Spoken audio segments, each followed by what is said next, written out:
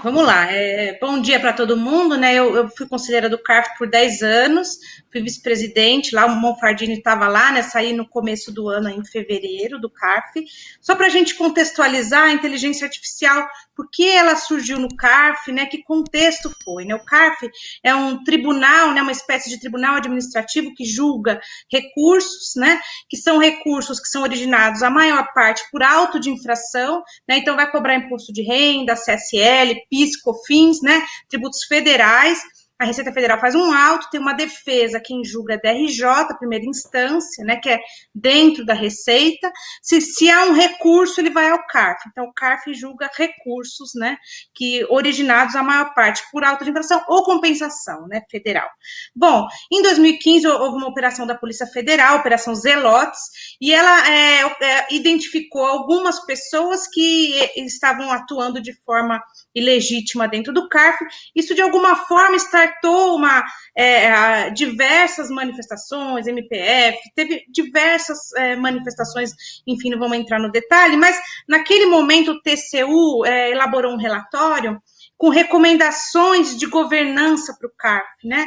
Dentre essas recomendações de governança estavam mitigar risco, porque tinha diversos procedimentos que precisava ajustar, estava a morosidade do CARF. Então, ali, eles identificaram em 2015 que o estoque de processos que existia, que eram cerca de 120 mil processos, que ainda é um nível que a gente tem, né? Demoraria, se fechasse a porta do CARF e não entrar mais recursos, demoraria 77 anos para julgar. Então, um processo demoraria 77 anos para ser julgado, para encerrar com aquele estoque, fora o que continuava entrando. Então, o CARF, diante desse relatório, reestruturou diversas questões, né, administrativas e gerenciais.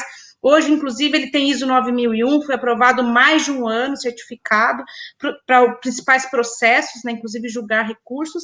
E aí a inteligência artificial veio, né, o Monfardini aí é lá dentro a maior autoridade, acho que no CARF, né, junto com a Adriana, presidente, né, mas ele estruturou isso aí dentro, né, o coordenador da área.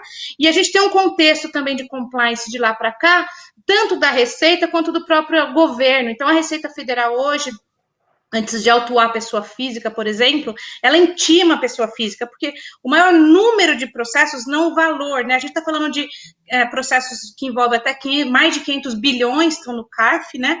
Mas os processos, em número de processos, o que mais tem é pessoa física, a pessoa tem uma despesa médica que não é reconhecida.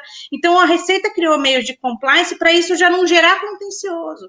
Então, eles intimam, a pessoa paga antes de ter um auto de infração, né? Então, grosso modo, tem medidas de compliance na Receita, a Lei 13.988 impediu processos de menos de 60 salários mínimos subirem, então hoje o estoque começou a baixar, mas tende a baixar muito mais por essas medidas, e a inteligência artificial vem nesse contexto, né? Então, é mais para contextualizar do que a gente está falando, né? De recomendações além do CARF e que o CARF está atendendo, né? Alex, você não está sendo ouvido de novo.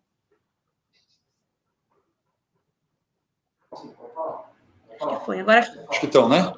Beleza. O que eu ainda ia comentar em cima, que você falou pelo volume, né? 120 mil, 77 anos, um negócio gigantesco.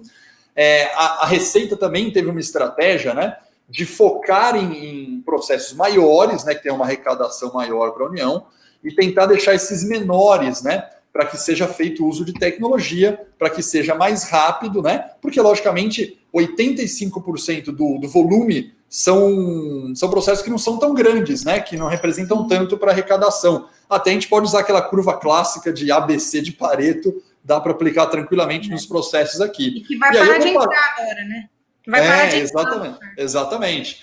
E aí, por isso que você falou, tem aquela ação de parar de entrar, mas ainda os que tem estão lá. Então, vou passar a palavra para o Monfardini para comentar como é que está isso aí. Já deu para ver logo de largada, Monfardini, que a gente tem dois grandes razões de benefício. Uma é a questão de compliance, governança, né?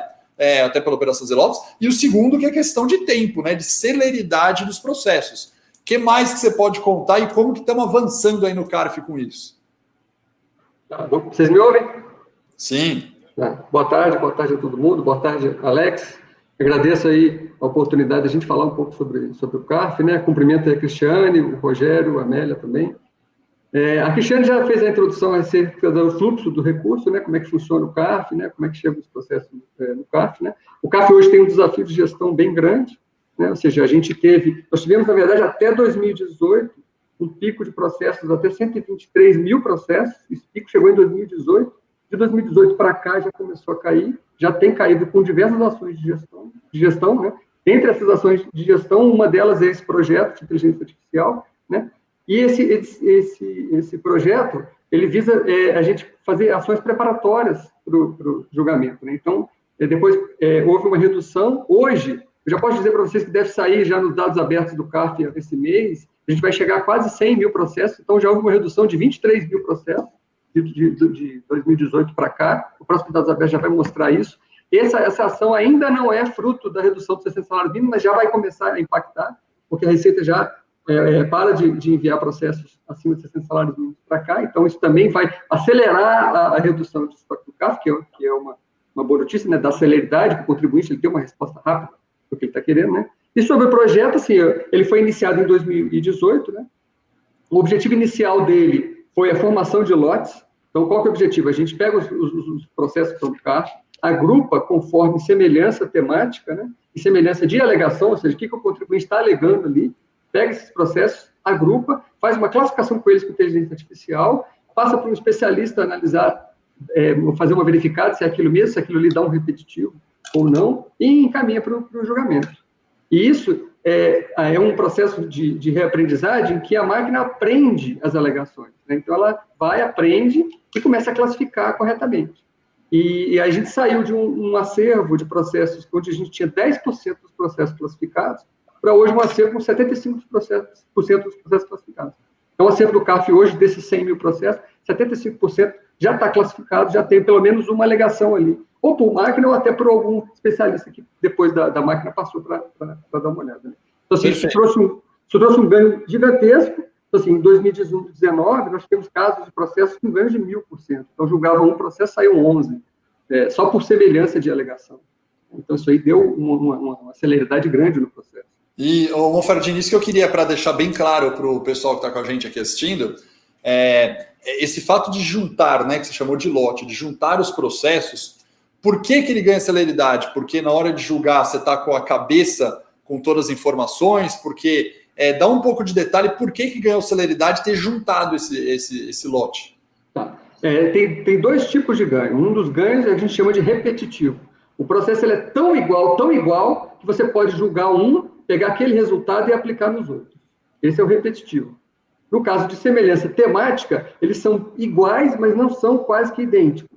Então, você entregar esse lote para um mesmo julgador, auxilia o julgador a fazer ali a sua convicção daquela matéria. Porque ele recebe vários processos da mesma semelhança temática, ele faz uma convicção, e isso dá ganho de produtividade, porque ele não fica mudando de assunto toda hora, tem que analisar sobre um imposto, por exemplo, ou sobre o mesmo imposto, sobre um assunto diferente. Né? Então, isso aí dá ganho realmente efetivo no julgamento. Perfeito, perfeito. E agora, para eu passar até para os outros, a gente tem uma questão super polêmica, que é a questão que eu quero ouvir a opinião de todo mundo para que a inteligência artificial já faça automaticamente até, né, a votação e a proposta de como deve ser julgado o caso. Mas tem uma coisa que todo mundo que conversou comigo pediu para eu falar, que é sobre as jurisprudências. Né? As jurisprudências hoje, reclamação dos advogados / contribuintes, a busca é ruim, a busca é inefetiva, né? E como que também pode ser ajudado via inteligência artificial que a busca por jurisprudência melhore, né, para ajudar os advogados ou mesmo os contribuintes que querem aí. E aí a pergunta é se essa ferramenta de busca de jurisprudência, ela está igual para quem é do CARF hoje, para quem são os advogados ou contribuintes ou não? São algumas dúvidas que eu queria perguntar aí. Ainda não. A gente implementou, com esse projeto veio também o projeto de uma ferramenta de busca de jurisprudência, é uma espécie de Google dos acordos. Né? Você faz uma pesquisa por palavras-chave ali e você já chega num acordo bem similar com aquela matéria. A gente começou também, isso foi em 2018, início de 2019, com o projeto, implementamos para os julgadores essa ferramenta, usando essa retroalimentação dos acordos para que eles pudessem dar celeridade nesse processo também. E o feedback foi muito positivo. Todo mundo falou assim, nossa, muito diferente, eu coloco palavra-chave ali, já vem um acordo bem específico do que eu estou criando, então isso também trouxe muita celeridade. E a gente começou a projetar essa ferramenta para colocar no site do CARF, né? Isso aí já foi feito, o projeto todo já está pronto, a gente ainda não implementou por questão orçamentária e contratual. Eu acredito que esse ano ainda já seja implementado, né? A gente teve que solicitar, tem aquele fluxo contratual de governo, né, de orçamento de governo, a gente teve que incluir, porque a máquina que disponibiliza na internet é uma máquina muito maior do que a gente disponibilizar para 180. Né? Então, assim, e aí a gente precisou de orçamento para isso, colocar mais orçamento, pedir mais orçamento para isso. E aí eu acredito que esse ano a gente já consiga implementar essa ferramenta aí no sítio do CARF. Então estamos dando aqui em primeira mão uma excelente notícia para todo mundo, né? Tomara que a gente consiga para ajudar. Amélia, passando agora a palavra a você, eu queria que você comentasse se você é a favor ou contra, certo? A inteligência artificial no CARF. Eu acredito que você vai falar que sim, de maneira geral, só que no geral, e depois eu quero no específico mas também para dar o resultado, a votação, o julgamento, eu quero que você fale no geral e depois específico sobre esse tema. Legal. Primeiro, também gostaria de agradecer aí o convite, né, estar participando desse debate, que é muito, muito interessante. A inteligência artificial, a gente precisa ver primeiro os benefícios que ele pode trazer para a gente, nós, julgadores, e também o pessoal, os contribuintes, o pessoal da Fazenda, né? Primeiramente, minimizar os trabalhos repetitivos, como o próprio Monfaldini comentou, essa formação dos lotes através dos mesmos temas, dos casos repetitivos, a gente julga um caso e todos aqueles outros que têm, às vezes, do mesmo contribuinte, com a mesma característica, serão julgados daquela mesma maneira. Então, isso, de sobremaneira, ele reduz o nosso tempo, reduz o tempo aí, não só dos conselheiros, na hora de formalizar, de julgar, né, de fazer a sua decisão, né, gerenciamento e a própria pesquisa. Como ele também comentou, a uniformização da jurisprudência, né, como que a jurisprudência tem votado na sua formação recente, né, e também para a identificação de alguns recursos para aplicar alguma súmula, alguma decisão de um repetitivo ou de uma repercussão geral do STF ou do STJ. Né? Então, mas e as decisões, né, que você mencionou? Será que o contribuinte e a própria Fazenda, né, que são aí as duas partes, eles querem se submeter a uma decisão que é gerada por uma máquina? Essa é a pergunta. E aí a gente precisa ver muito o que é colocado dentro daquela máquina, né? Eu li um estudo numa revista, uma pesquisa, né, que gerou numa revista Science, que era da área da saúde, em que se estudava a fila, né, nos atendimentos hospitalares, e ele chegou a um resultado de que havia um viés racial, porque pessoas brancas eram atendidas muito mais rapidamente do que pessoas negras, né? Então, existe esse viés racial. Hoje, a gente, no mundo da inteligência artificial, a gente está falando aí da terceira geração, que é chamada de redes neurais, em que a gente não precisa mais rotular os dados, né? Antigamente, uma pessoa ia lá e colocava os dados no computador. No segundo, tinha aquela questão de rotular os dados. Dentro daquele universo, eu quero o que é maçã. Né? Então, ele vai lá e buscava o que era maçã. E hoje não, a gente está na fase em que não se precisa rotular os dados. Então, a máquina ela vai percorrendo todos aqueles dados até chegar no percentual que você acha, isso está legal, né? Que seria ali 85%. E para isso, o que eu preciso? De uma base de dados que seja legal, que seja confiável. E como que a gente vai montar essa base de dados? Então, o CARF vai montar essa base de dados, né? E quem for colocar esses dados, as pessoas que forem colocar esses dados nessa máquina, nós, conselheiros dos contribuintes, conselheiros da Fazenda, eles vão ter que eliminar esse viés que eventualmente pode ser criado. Né? Então, assim, no momento, na minha opinião, né, no momento que a gente se encontra hoje, a inteligência artificial ela ainda é meio, né? Ainda ela não chegou no fim, que seriam as decisões. Então, como o Monfaldini já colocou, a formação dos lotes, a identificação da jurisprudência, tudo isso é meio. É meio para o quê? Para um trabalho mais rápido, acho que se a gente fosse comparar com os tribunais, eles têm diversos assessores, né? Acho que cerca de 15 assessores, uma média aí. Nós, conselheiros, né, que fazemos esses julgamentos, a gente, né? Eu keep, né, velho? Então, assim, então todo esse trabalho de formação de lotes com temas parecidos, temas semelhantes, ele, de repente, um relatório, né, Monfaldini, a criação de um relatório, que até aí, a parte do relatório, eu acho que, ok, ele não gera esse viés, né? Proposição de súmulas, por exemplo. Nesse último ano, o que a gente teve de decisões que a gente pode, eventualmente, criar uma súmula, que todo ano tem ali o encontro do pleno, em que a gente vota as proposições de súmulas, né? Então, tudo isso, eu acho que a inteligência artificial ela pode auxiliar para criar um ambiente muito mais seguro, muito mais eficaz, né, do que uma decisão nesse momento. Então, esse é o meu entendimento.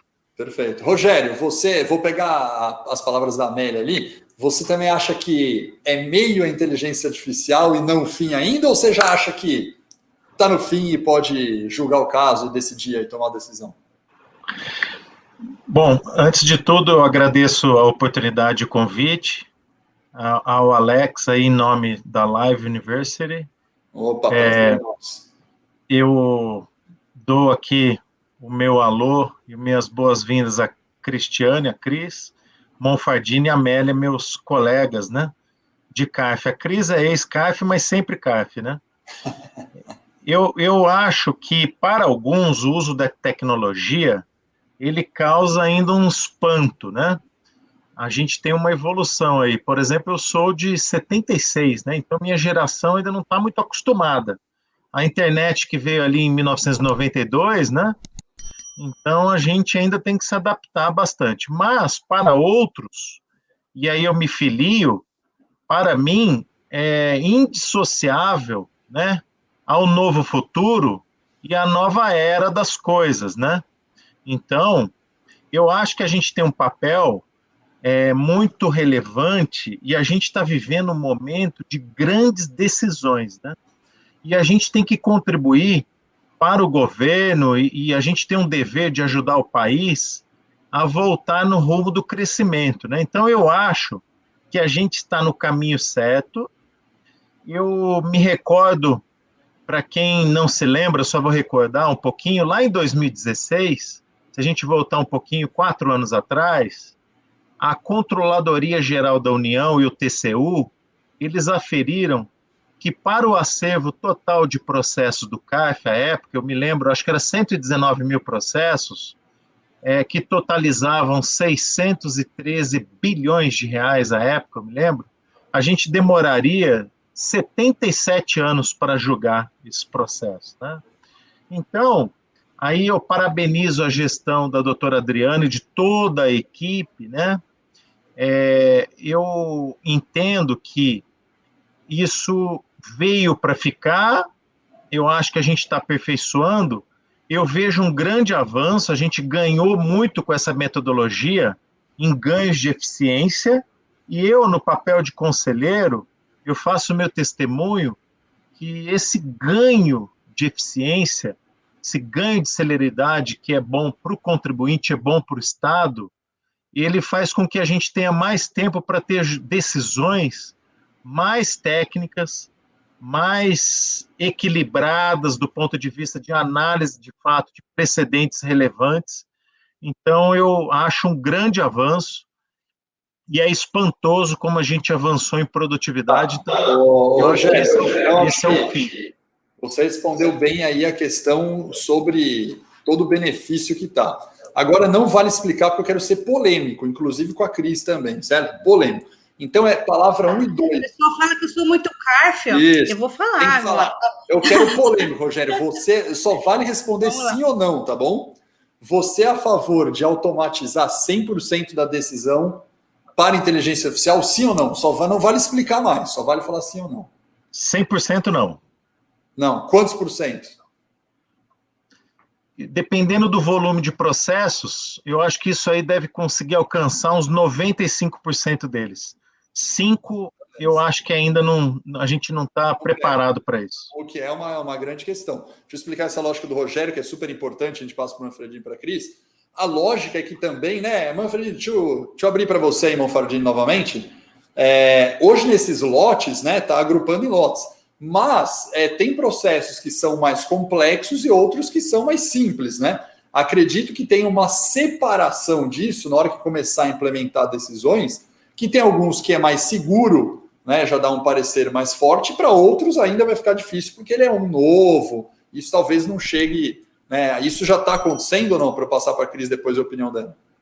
A gente consegue estabelecer um limiar desse processo em termos de velocidade e complexidade até o relatório, como a Amélia e o Rogério falaram. Ou seja, a história do processo vai até o relatório, né? E hoje, uma boa parte disso é feito pelo conselheiro, que é essa parte de contar a história do processo no relatório dele, ali, né? Fazer uma folha de rosto, fazer um relatório.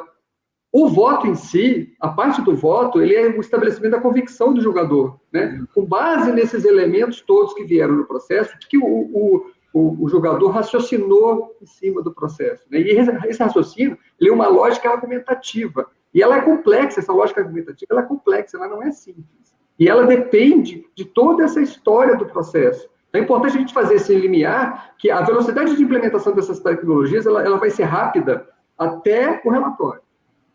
Perfeito. O voto em si, ele é mais complexo porque ele requer um raciocínio e treinar raciocínio na máquina requer tempo, requer dado de qualidade, requer volume de dados e, às vezes, como você está falando de uma segunda instância processual, você não tem um volume de processo daquele caso específico de uma gigante petroleira, entendeu? De um banco. Então, se você não tem o volume para poder fazer isso. Então, essa convicção do julgador, eu acho que a gente vai ter realmente um caminho muito longo pela frente para implementar ou buscar implementar essa inteligência artificial. Agora, até o relatório, que é a história do processo, isso aí hoje tem um grau de dificuldade mais, digamos, fácil do que o outro. Né? Perfeito. Ô, Cris, você acha que para esses processos que já tem mais volume de dados, que podem ser os processos mais simples, que já tem vários casos que alguém, né, ser humano, julgou, a máquina com inteligência artificial já não consegue copiar e dar o voto, mesmo que seja para alguém checar? Não, eu acho que não.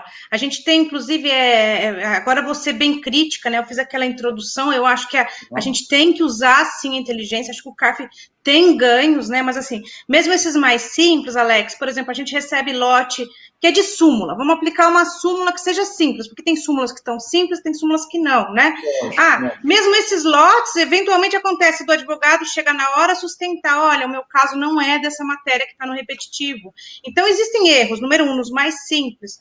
Número 2, nos mais complexos, existe uma certa indução, eu vou dizer, uma certa que é a cautela que tem que ser feita, né? A gente tem conselheiros do CARF, relatório do ano passado da doutora Adriana, numa apresentação que ela fez aqui na Fiesp, a maior parte dos julgadores estão em primeiro e segundo mandato. Então, são pessoas que estão entrando no CARF. Quando você vai classificar o seu recurso, a máquina vai mostrar a jurisprudência daquela matéria. Se de alguma forma você não vai induzir o julgador, nossa, a Câmara Superior só julga assim, então eu vou julgar assim, assim, até por uma insegurança, a pessoa chegando no CARF, né? Então, eu acho que tem alguns cuidados, mesmo nos mais simples, mesmo nos mais complicados. Com relação ao relatório, Manfredini, você bem chata aqui, mas bem chata. Você usar um relatório de DRJ, o relatório, você pega um caso de ágio, Alex, tem 100, 150 páginas o relatório.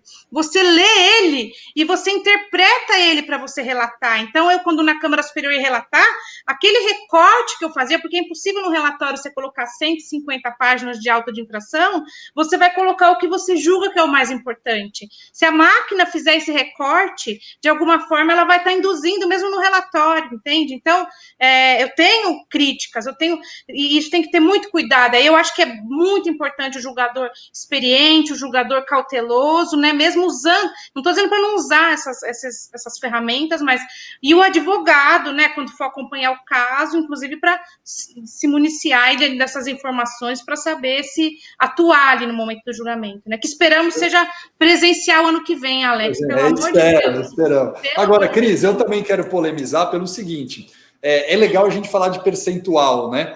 Por que eu quero falar sobre percentual? Porque do mesmo jeito que a máquina, em casos mais complexos, mas ela nunca vai chegar a 100% de assertividade, a gente tem que fazer o oposto para ver se a gente pegasse o mesmo processo e desse para 100 pessoas do CARF em mandatos diferentes, quanto será que teria a mesma decisão de 100 caras e fazer uma estatística? Porque talvez a gente chegue a uma lógica de falar o seguinte: olha, desse caso aqui, 30% julgou uma coisa, 30% alguma coisa e 40% outra. E a máquina talvez desse 80%. O que eu quero dizer com isso? Eu concordo plenamente que você sair um relatório com a jurisprudência lá, você já induz alguma coisa, não tenha dúvida, né? Porque você fala, o cara vai confiar naquilo e falar, se essas são as jurisprudências, eu confio e taco o pau aqui. Mas eu pergunto, o quanto será que a gente não tem de erro que percentualmente a máquina não seria 100%, mas ela vai ser um percentual maior do que seres humanos conseguem fazer hoje com viés. E aí, o que vocês acham? Amélia, o que você acha sobre isso? Faz sentido ou não?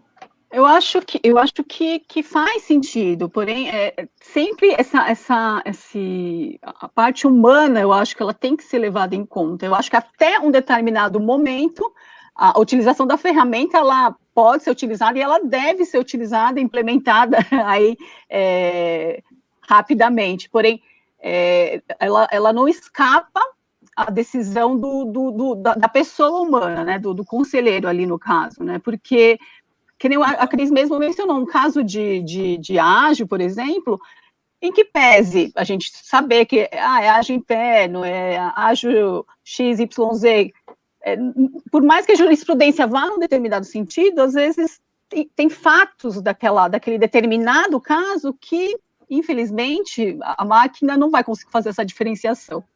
Então, eu acho que até um determinado percentual, ok, mas fora disso, acho meio difícil.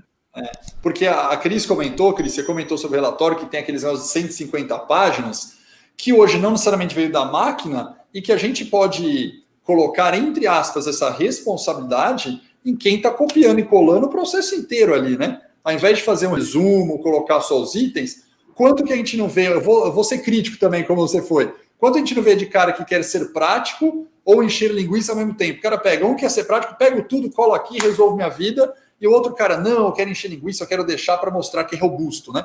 O quanto que a gente não deixa isso interferir pelo ser humano fazendo, sendo que, na verdade, se tivesse um critério de seleção, poderia ser melhor. O que você acha, Monfardini, disso aí? Você acha que você resolve o problema que a Cris comentou aí, da crítica que ela fez no relatório?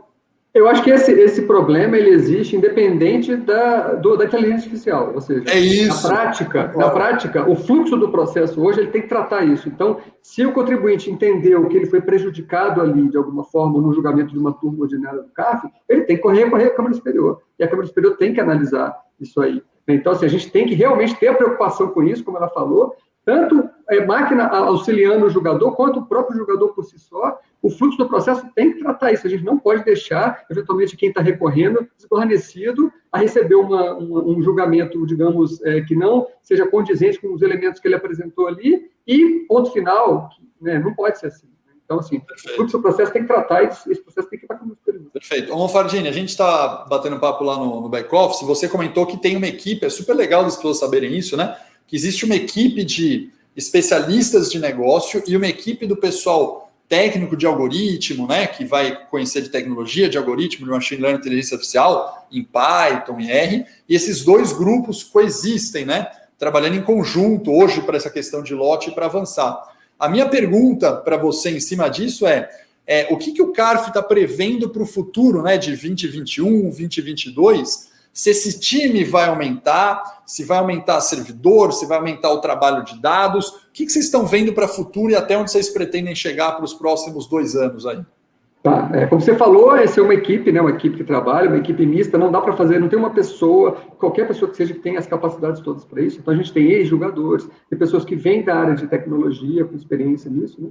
Mas, assim, em termos de funcionalidade, o que a gente está prevendo para o futuro? Como eu falei, é chegar até a parte do relatório. Então, assim, começar pelo, eu acho que é o mais fácil de assertividade, que vai ser a folha de rosto do acordo, né? Ou seja, aqueles dados de quem recorreu, quando. Então, a folha de rosto, eu acho que é a primeira etapa que a gente está trabalhando. Na sequência, a questão do relatório, com esses cuidados que respondeu, né? Disponibilizar a ferramenta de pesquisa de jurisprudência para o julgador também na internet, não só para o julgador já para os advogados, para os advogados, sim. E, assim, na prática também capacitar todo mundo em usar essas novas ferramentas, porque isso também, às vezes a gente fala assim, não, é só botar lá, apertar um botão, às vezes não é tão simples. Então, assim, o julgador, os servidores do CAF também vão ter que ser capacitados no uso desse tipo de ferramenta. Né? Em termos de quantidade de pessoas, a gente, para esse time até precisaria de mais pessoas, mas a gente tem hoje uma restrição de contratação, até porque o CAF também, como faz parte do governo federal, tem a questão de concurso público, né? E aí hoje tem uma certa limitação. Mas em relação à infraestrutura, a gente hoje está com uma infraestrutura realmente que dá vazão à capacidade. E, felizmente, como eu falei, nós estamos com um estoque em redução. Então, a gente saiu de um teto de até 123 mil processos, estamos chegando esse mês provavelmente a 100 mil processos, um pouquinho mais de 100 mil processos.